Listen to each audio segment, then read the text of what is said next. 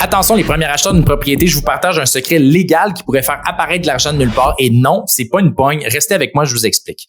En ce moment, j'accompagne énormément d'acheteurs parce que le marché est en feu. Puis quand je regarde leur mise de fonds, je me rends compte qu'un petit changement de structure pourrait leur faire apparaître de l'argent de nulle part. Voici comment ça fonctionne. 1, c'est important de vérifier que vous êtes éligible. 2, tout ce que ça vous prend, c'est un compte CELIAP. S'il n'est pas déjà ouvert, il n'est pas trop tard, vous pouvez en ouvrir un demain matin. Ce que vous faites, c'est que vous prenez de l'argent de vos épargnes que vous alliez utiliser comme mise de fonds, vous mettez ça dans le CELIAP. Théoriquement, mettons que vous êtes 2, vous pourriez mettre 8 000 $ chacun, donc 16 000 $. C'est tout. C'est juste ça. Ensuite, vous vous tournez de bord, vous prenez cet argent-là, puis vous l'utilisez pour votre mise de fonds.